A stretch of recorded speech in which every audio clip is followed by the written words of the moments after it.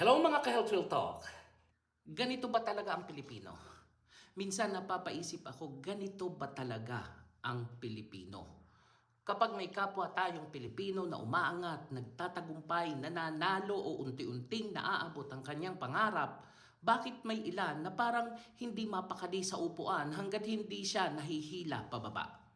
Bakit sa halip na ang sasabihin ay proud ako sa iyo, ipagpatuloy mo yan, isa kang inspirasyon sa kapwa Pilipino, ang maririnig mo ay mayabang naman yan, swerte lang yan, hindi naman talaga magaling yan. Bakit ganun? May koneksyon lang kaya umangat?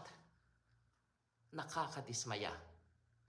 Yan ba ang Pilipinong dapat nating ipakita sa buong bansa o sa buong mundo?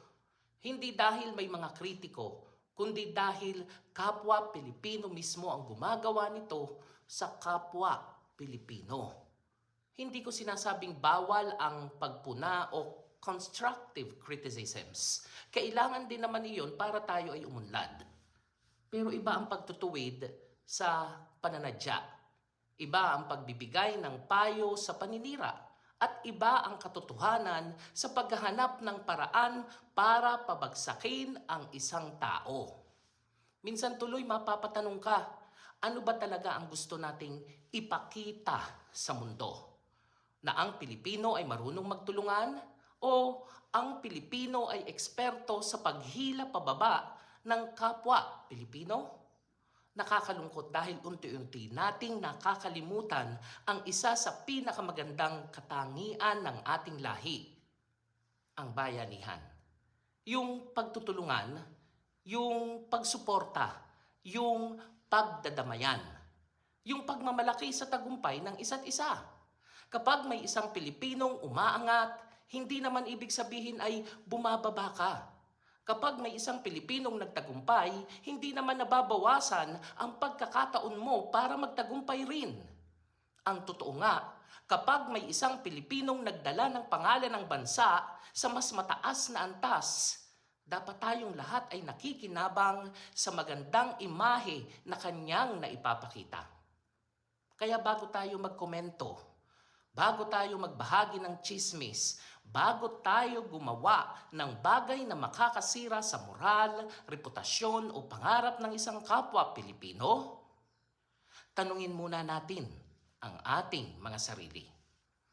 Kung ako kaya ang nasa kanyang kalagayan, gugustuhin ko bang gawin din nila ito sa akin? Hindi natin kailangang maging magkaibigan. Hindi natin kailangang maging magkakilala. Pero bilang Pilipino, sa Pilipino, sapat nang sabihin, proud ako sa iyo. Ipagpatuloy mo ang laban. Dalhin mo ang pangalan ng Pilipinas ng may dangal.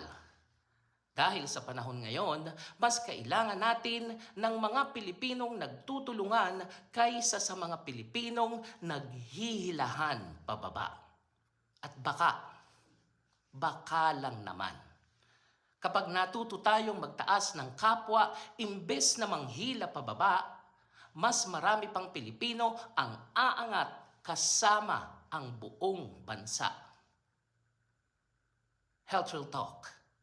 Ang tagumpay ng isang Pilipino ay hindi dapat maging dahilan ng inggit, kundi inspirasyon para sa ibang mga Pilipino na mangarap at magtagumpay rin.